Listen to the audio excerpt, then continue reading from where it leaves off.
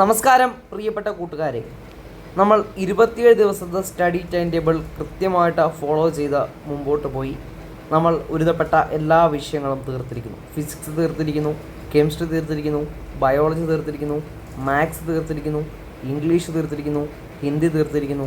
ഇനി നമുക്ക് ആകെ ബാക്കിയുള്ളത് സോഷ്യൽ സയൻസ് മാത്രമാണ്.